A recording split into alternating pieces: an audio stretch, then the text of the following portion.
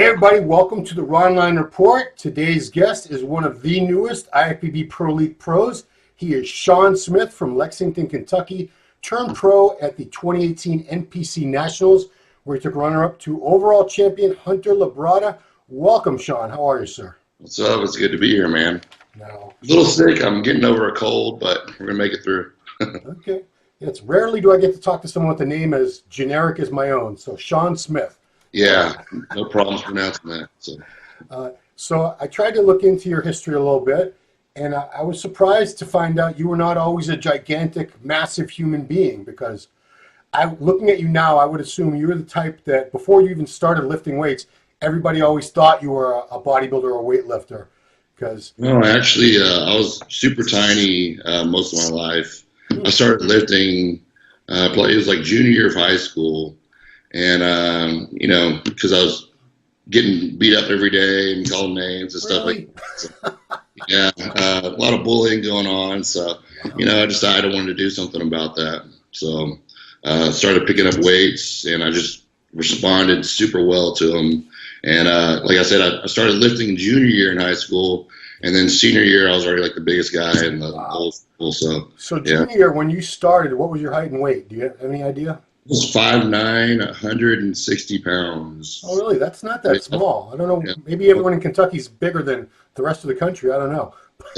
That's not that small at all. I don't know what it is, but no, I just responded super well. And I think my senior year, I was a little over 210 at 5'9". So, yeah, just from eating. And, I did my own research as far as diet and everything.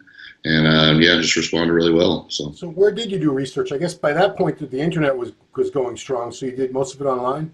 Yeah, I think I went to like bodybuilding.com or something, and I was eating the cans of tuna and the typical like poor man's bodybuilding diet, frozen chicken, just disgusting stuff. Yeah.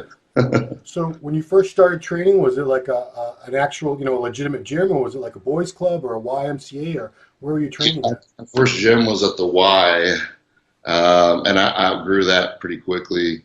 So I just went to like a LA Fitness or something like that, one of those commercial gyms. Okay. And then from there, I went and trained at one of like the hardcore facilities here in town. So, and I've been there ever since. Okay. So size. Sometimes people build size easier, and the strength comes later, or vice versa. You're such a massive guy, and you're very, very strong. We'll get into that later. But did they both come on equally at the same time for you? Did you get bigger and stronger at the same rate?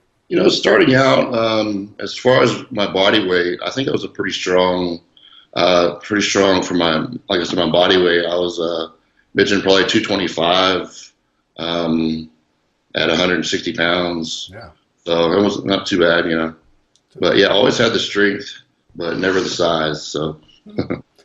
So you're only really 17, 18. You're already over 200 pounds. I'm surprised it took you so long to start competing. But you went to school. You went to University of Kentucky and majored in dietetics. Was that because of an interest in all this? Doing my own research with bodybuilding and nutrition, I saw my body respond as far as the food I was, giving myself. So I took an interest in that, and ended up getting my bachelor's and master's in dietetics at UK. So I'm curious, because a lot of bodybuilders think that dietitians are out of touch with the real world applications of all this, and they think we know more than the people with the degrees and who do this for a living. You're on both sides. You studied the academic side of it in college, got your degree, and you've applied it as a bodybuilder. So how close to reality and real application is what you learned in school, or are they off? To be honest, I think a lot of the curriculum they're teaching, and at least when I went to college, was kind of outdated. So, for example, like a typical weight loss diet for somebody, they'll just stick you on like a 1,200 calorie diet, not taking into consideration, insulin sensitivity or, anything like that. So, in that respect, I think it's a lot different. I think they call it bro science. Yeah. With this one, you kind of get to test it out on yourself and kind of see how things go from there. So, I mean, I do online training with my clients, so I can kind of see, when I change variables as far as like eating and everything like that, I can kind of see, how food affects people more directly as opposed to like just reading out of a textbook. So, what did you find? In what ways did you find that bro science is actually way ahead of regular, the typical what they're teaching in dietetics these days? Well, dietetics, you're not getting anybody to 2-3% body fat. So True. I think in that respect, we're way ahead of them in that regards, and as far as like the fat loss aspect of it. So you did not start competing until fairly recently, only not even 4 years. I guess I don't know what month it was in 2015, but less than 4 years ago, basically, you stepped on stage for the first time. Yeah, 2015, October 2015, I did the Tricky Jackson here in town. So what took you so long? Because you must have been a pretty big dude for a long time before you even thought about competing. I had a pretty good build to me, and I think I was getting lean for the summer. And there's a pro that trains at my gym, John Sylvie. He actually did the Indy Pro last weekend. What's his name? John Sylvie. Okay. He's not too well. He got his master's or his pro card at a master's show. Yeah. But anyway, he trains at my gym, and I asked him. I was like, what do you think about me doing a show? And he was like, yeah, man, let's do it. I'll coach you for free. So I wasn't gonna, give up that opportunity to get coached for free by a pro. Right. So ended up, dieting. I think it was like 10 or 12 weeks. It wasn't too long, and ended up winning the show pretty easily, even though it's not, not really a big show. But still, and you were, it has to be said, you were a heavyweight at your first show. I think I weighed in at around like 210 or 212. Wow. I mean, that's, a lot of guys I talk to, even the bigger guys now, started off as light heavies or, very, very small heavyweights. So. Yeah, I mean, like I said, I took to the training. I basically, even though I didn't compete, I lived my lifestyle as a bodybuilder for years and years and years. I wouldn't miss a meal. I'd go train at the gym every day, hardcore. So even though I didn't compete, I definitely lived the lifestyle. You must have had people constantly asking you, do you compete or why don't you compete, right? Right. And I think the main thing was I just didn't want to get on stage and, man, and dance around to music and stuff like that. I had kind of a negative connotation to it, but because I'm all about training. In reality, if I wasn't bodybuilding or competing right now, I'd probably still be the same size I am, just because I just love training. I love pushing my body and see it grow and getting stronger and bigger, and that's what I'm all about. So that's funny because Dorian was another guy who always said that he did not enjoy the actual competition aspect, getting on stage at all. He loved what you love, the training, the challenge part of it. Getting up there in the little trunks, not so much. I enjoy pretty much everything up to the point of getting on stage and posing. So fair enough. Yeah. I'm going to jump around a little bit, but it's been bugging the crap out of me. I know I interviewed somebody about a year or two ago on this program, and they said you were their training partner or their coach. And it was another pro, I believe. Who was that? Any idea? Was it Michael Toscano? Yeah. Okay. Yeah. Okay. We worked together briefly for one of his off seasons. Okay. So yeah, he actually turned pro at the same show that I did. He won his class though. So. Okay. Yeah. I thought it might be him, but then I'm thinking, no, he's in like New Jersey. It couldn't have been him. Yeah, he's up in. I think he's up in New York. So. New York, yeah. Okay. Yeah. Well, thanks. That's really been bugging me. I'm glad. So you did that first show, and what were you thinking? Were you think after you won? Did you immediately have people telling you, or did you think this is something I could really, make a go at? I could go further in this? Yeah, I had really positive feedback from the show. A lot of people had me confused with like the guest poser. So they're like, dude, you should do a national show. Yeah. So I was like, yeah, okay. So I ended up doing waiting until the North Americans in 2016, yeah. And I ended up taking second. Chris Bumstead. In the heavyweight class there, yeah, to Chris Bumstead. I'm not ashamed to lose to a guy like Chris Bumstead, but yeah, it was. I think it was pretty close myself. So yeah, I looked at your Instagram, and you threw up a back shot that same weekend, and your back destroys Chris Bumstead's back. Yeah, Obviously, my back rear double is kind of like I don't know, my main pose. So I'm pretty confident when they, say face the curtain. So because that's, like when they say contests are won from the back, it's because there's just so few really, really good backs. You can count the great backs, the really great backs in the sport today, probably on one hand. There's just not that many of them. So it that does. training requires, in order to complete, I think you have to, obviously hit it from a variety of angles and, know what you're doing. And a lot of people just don't get that mind muscle connection. Yeah. So, but I've always, when I train back, it's always there. So. Okay, cool. Yeah, so you came very close to getting your pro card that first time. I know this couldn't have been you because when I was looking up contest history, it must be another Shawn Smith who did classic. There is, yes, there is. I was going to say, you would have had to drop like 60 pounds to make the weight for that at your height, from what I could see. So that wasn't you. You went back to North American the next year, 4th in the Supers. Arnold Amateur 2018, 4th in the Supers. I just saw the guy that won that, the Russian dude, or I guess there is no Russia anymore, so Uzbekistani dude, Mikhail Valentin won your class. Right. And, then Nationals. It's when I look at pictures of you in the gym or the training shots, you seem a lot bigger and fuller and thicker than you do on stage. I mean, what I don't want to ask you like what goes wrong, but it seems to me like you could be a lot fuller and thicker on stage I agree. Shows. I think it's a combination of me freaking out the last week or two, and as much as I love social media as like a business platform, I guess I see other guys and I'm like, man, I gotta get in better condition, and I guess it's my curse, and so I'll do things like extreme dieting or cut water way more than I should, and I'm always trying to take it up another notch. So I think that I kind of shoot myself in the foot in regards to that, but I'm still trying to figure out the best formula. I don't think I dieted down too much for the nationals, and I think that's why I was able to get better placing. And so, if this contest history is right, you've only competed 5 times. I think nationals was 6th. Still, that's nothing.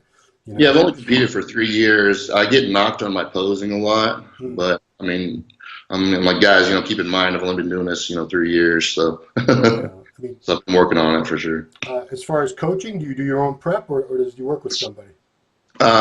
Most of my shows, I've done my own prep. I did a prep with Justin Compton for the second time I did North Americans. I know him from just, he comes in the gym every once in a while when he lived up here. So me and him talk every once in a while. Jake Wilson, who's a 212 pro, he did my prep for the Nationals where I won my pro card. So, yeah. And he was prepped in turn by Jose Raymond, so it's a circle of life. Exactly, yeah. He knows what he's doing. Absolutely. More random questions before I get into talking about your training. I've been trying to read the tattoo on your chest I can't because there's so much muscle folding in on itself. I can't get the word. Yeah, all the letters are like kind of crunched up here, but it says resolve on it. Something I got when I was 18. Okay. Should have listened to my mom, Yeah, I mean, it's you didn't go full potato and get like the full body tattoo like some of these. Yeah, I know, right? Which I do not recommend anybody if you're planning on competing. Do not ink up your entire damn body. Way too much money at this point too if you want to cover anything, with bodybuilder. Yeah. So yeah, I want to talk about your training style because if you go everybody to Shawn S. Smith 87 on Instagram, there's some clips of some crazy weight.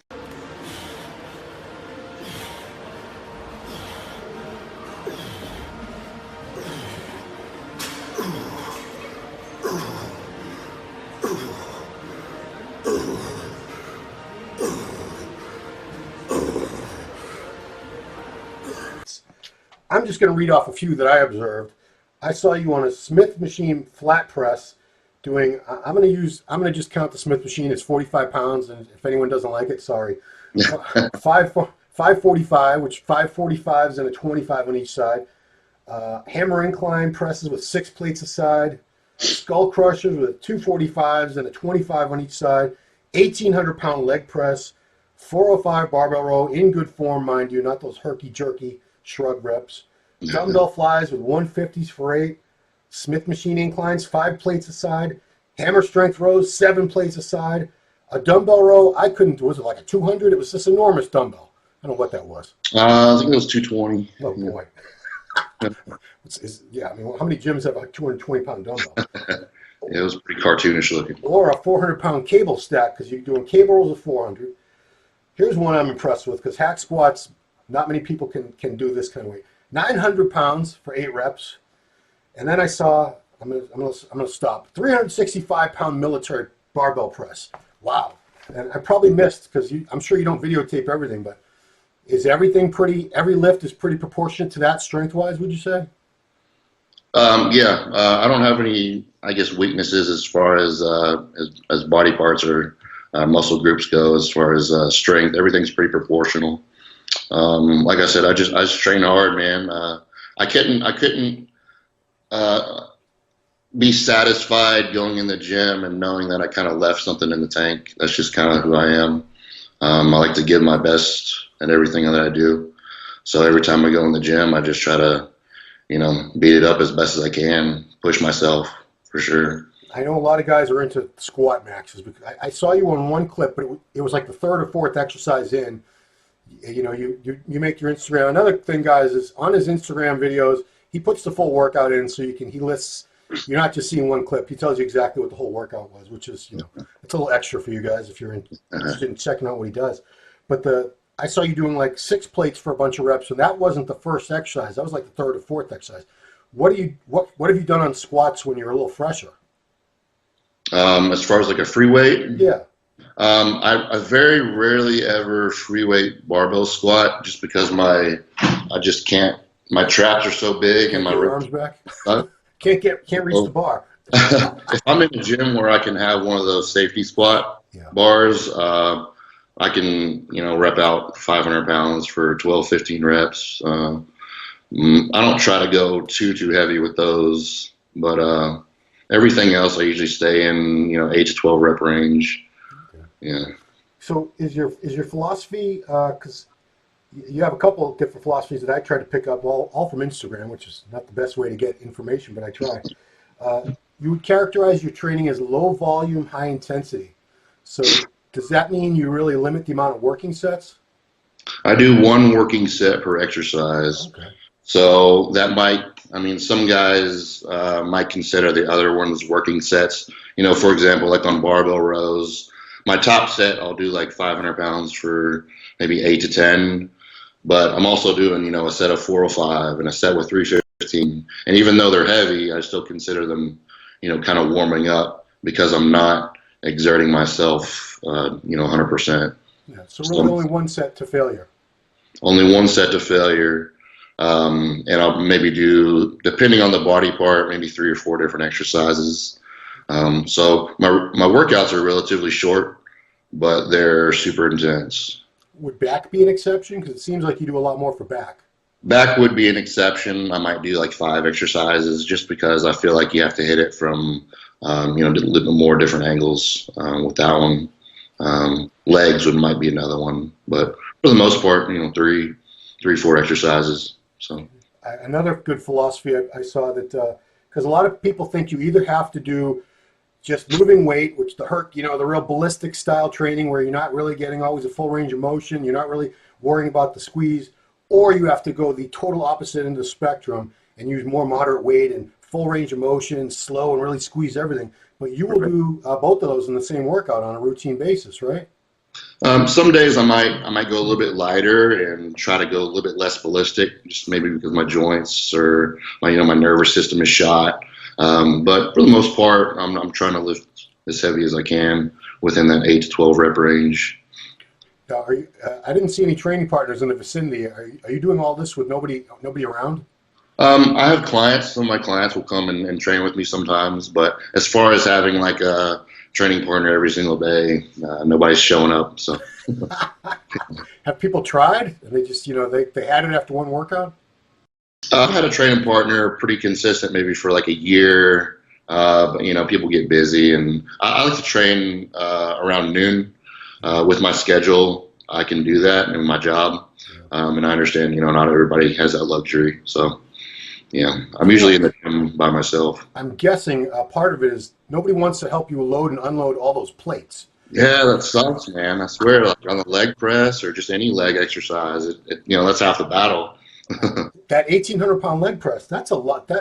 I can't even imagine how long it takes you to work up to that, and how long it takes you to go around the gym and gather up all those plates and put them on. Yeah. Take them off again. Here recently, I've been, doing like rest pause sets and slowing the reps down just so I don't have to, put all that weight on there, because it does take a lot of time, and it does suck taking it all on and off. So, have you been invited to Oxygen Gym in Kuwait yet? No, I have not. Because they have sweet. people on staff to do that for you. That would be awesome. That'd be a dream. They literally have like a dozen guys that go around the gym, and that's all they do is load your weights, unrack. They'll spot you if you need them. They're basically like helpers. That's amazing. I wish I could afford somebody to hire, to do that. It's just because you're with MuscleMeds, and the only other MuscleMeds bodybuilder, the athlete they have as a bodybuilder is Nathan Dasha, who basically built his career over there, and only recently left after all that time. But yeah, we'll talk about MuscleMeds. How did you get involved with MuscleMeds, the company? They actually contacted me. It was a couple of weeks before the Nationals. I guess I just brought somebody attention through my Instagram, and they asked me if I was interested in a contract, and we came up with an agreement, and just been with them ever since. Yeah. Did a photo shoot with them and a video shoot. I think back in November, December. Yeah. So that was a good experience. You shot with Jason Breeze? Jason Breeze and Mike Pulcinella. Okay, yeah. Mike shoots does great video work for them. Yeah, I loved his documentary with Kai Green. So I've seen it several times. He's made a few, and they're all really good. Yeah.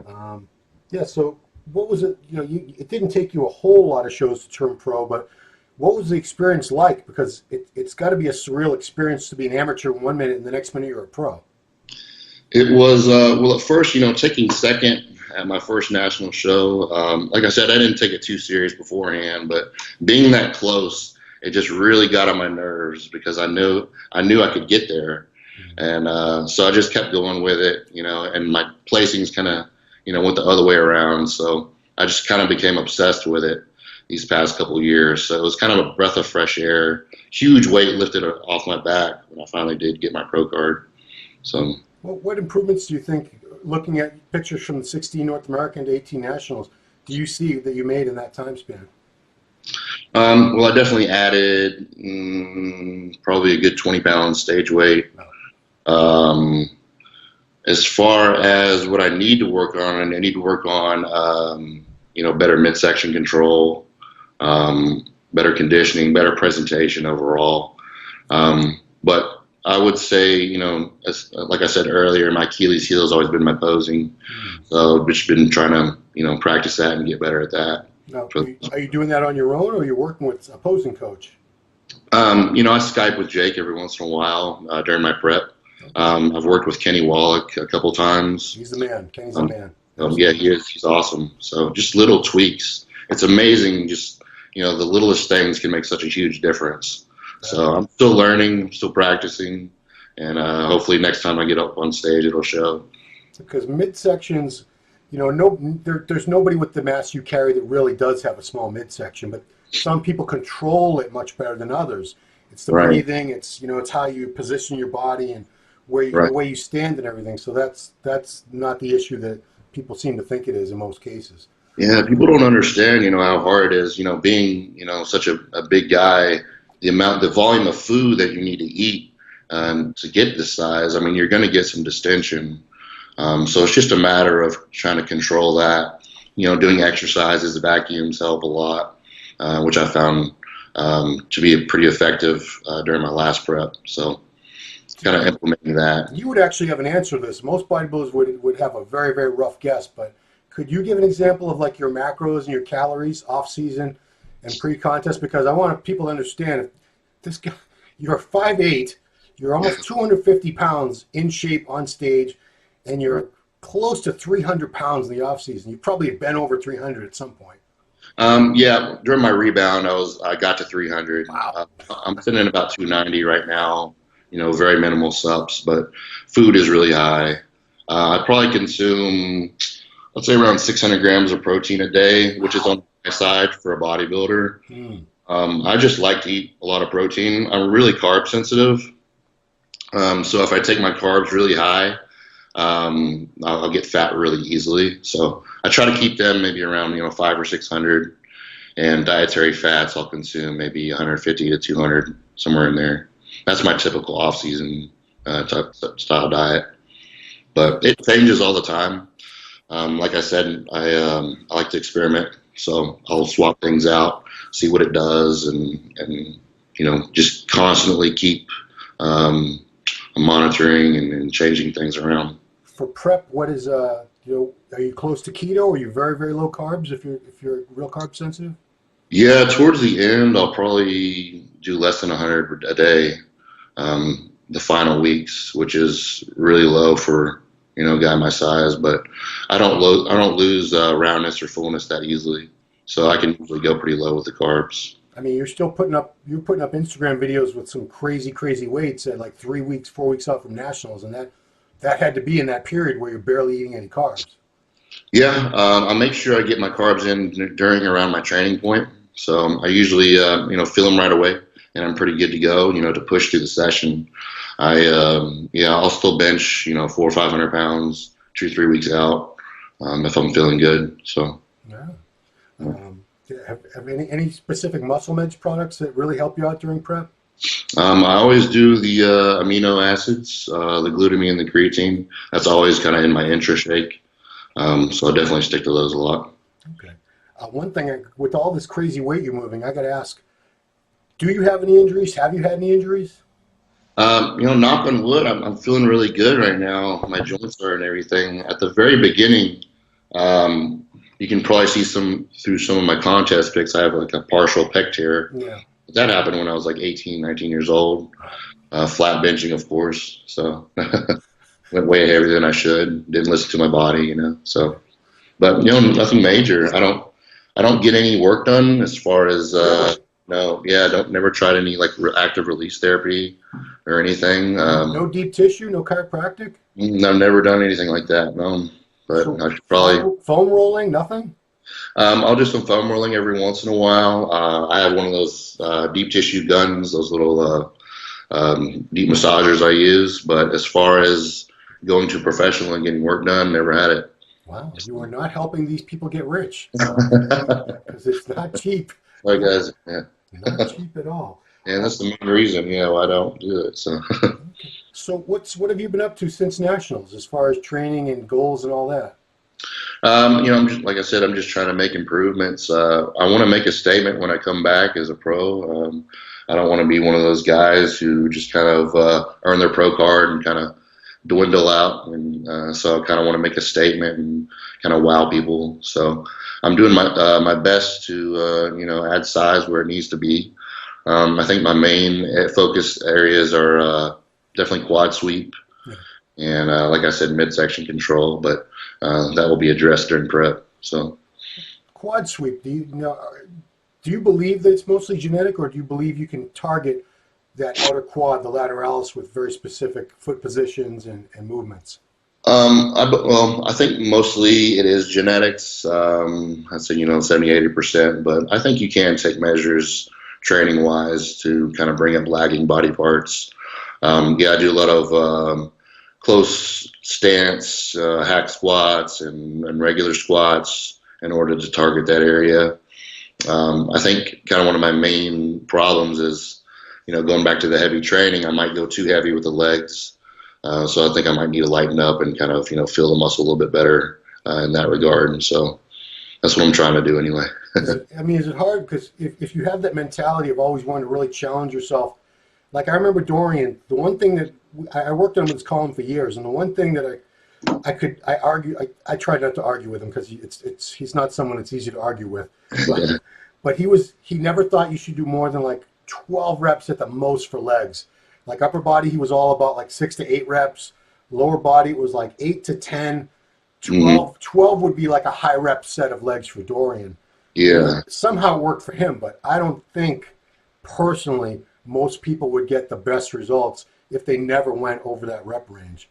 And my mind is starting to change with that as well. So like I said, if I don't fail at 8 to 12, I feel like I'm not really getting a workout in. But at the same time, doing sets of 15 to 20 reps, with hack squats, I get a pretty good burn connection with that. So yeah, I'm trying to change my training style along with the legs.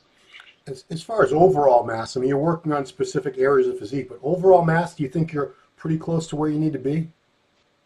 I think so. 5'8", 245, 250 on stage. I think that's you're definitely not going to get outsized by most people in that regard. But as far as it's it's an illusion. Bodybuilding is. So like I said, I think if I bring in my midsection a lot, it's going to make that much difference in how big I look. I mean, the 245 or 248 that you were, should that have been a little higher? Do you think, by stress and everything, the cortisol did make you sort of flatten out, lose a little bit of tissue toward the end? I honestly don't know, man. I look pretty good around 245, 248, like a week or two out. But, it's just hard to tell with progress pics and, that moment when you get on stage. A lot can change between now and then. So I'm basing that on you do have some videos and pictures up of off season. You don't seem like you had 40 pounds of fat or water at all to drop. You know what I mean? Yeah, I guess so. I think a lot of it might be in my lower body. I tend to hold a lot of fat and water in my lower body. My upper body stays pretty lean, so that might be why. Okay. So you're probably looking at 2020 for your pro debut. Is that right? Yeah, I was thinking maybe the Indy Pro, something kind of close. Traveling, with the stress and everything, it's kind of hard. So I want to kind of keep it kind of close for my pro debut. All right. And you've done most of your prep on your own, and Jake's helped you, but I don't necessarily think that the name coaches are always better than someone that's not as big a name. But have you been approached or thought about working with anyone? You don't have to name names. I'm gonna stick with Jake. I don't plan on jumping around too much. I liked how our prep was. It was really just it was an easy prep. Didn't stress my body too much. I felt really healthy. I felt really good. And jumping around from coach to coach doesn't really help that much as far as the relationship because you learn someone's body, and I think starting fresh with another coach wouldn't be as advantageous. So yeah, I mean, we've both seen people who've used coach after coach after coach after coach, and it doesn't seem to have the same outcome as someone who is willing to stick with the same coach, who might make mistakes with them learning their body, but as time goes by, show after show after show, they get better and better and better. It takes time, trial and error with everything. So you learn from your mistakes and, you improve on them. So, yeah, I'm going to stick with Jake, hopefully for next year. Cool. I mean, do you do prep as well, prep coaching yourself? Yeah, I do a lot of online coaching. I've done quite a few preps for people here locally. Also have a lot of clients, overseas, India, South America, which is pretty cool, that I've helped prepare for shows. So your Instagram is Shawn S. Smith 87. Yep. Is there an email that you want to give out for coaching, or would you rather people get you through IG? Yeah, if you go to my profile, it says right on there. Yeah, that's right. That's how I emailed you yesterday. Yeah, it says right on. Well, I want to give you the chance, if there's anyone in your team or corner, anybody you really want to thank, show some appreciation for. Is there anybody you want to thank before we go? Oh yeah, definitely. My coach Jake Wilson, Justin Compton, he's been a big mentor for me. John Sylvie, all three of those guys have made really large impact on my career. So yeah. All right. Well, we hope to see you. It's a bummer. I guess we got to wait about a year to see you on stage, most likely. But yeah, hopefully it'll make a difference. And a little bit of advice is to post a little more on IG, because I shouldn't be able to go through all of your posts in like 3 minutes, but I did. Yeah, and I got to get my posts up. I only have like 200, I think. So. Yeah, I mean that's like a drop in the pond compared to most of them. I'm a pretty private guy. I don't like to boast too much, so it's kind of hard for me to say, hey, look at me, look what I did. But I understand that's what kind of people want, and got to get my name out there a little bit. So I should have some more content coming out. So Well, hopefully, the training stuff you put up is great, but I'm sure people, you put up 10 awesome clips, they want 10 more like right away. yeah, it's hard, like getting somebody to, hey, can you film this, or like I said, I don't have a training partner, so Right. it kind of sucks to. I wouldn't want to carry on a tripod around everywhere with me. I don't see how these guys do it. Yeah, and I totally understand where you're at, where you're about the training and it's not about showing off or saying, look at me. But yeah, we are in 2019, and that's just the way the industry is now. Yeah, I got to get with the times, Yeah. So, yeah, Dorian says, I would never would have filmed it. And he probably wouldn't have, but you kind of have to now. You kind of have to. So, Exactly. cool. Well, we hope to be seeing a lot more of you. In the meantime, everybody follow him on IG. MuscleMeds will probably be putting up more video content, I hope, too. And we're going to be featuring you in Muscular Development, the print magazine, in the June issue coming up. So wait on that. We'll see those. I believe we're going to use the breeze shots. I'm not sure, but there'll be some cool pictures in there. So looking forward to putting that together. And that's about it. I want to thank you for your time, Shawn. And Hey, thanks, Ron. I appreciate it, man. wish you the very best of luck. Thanks, buddy. All right, everybody. Thanks for watching the Ronline Report with IFBB Pro Shawn Smith. See you next time.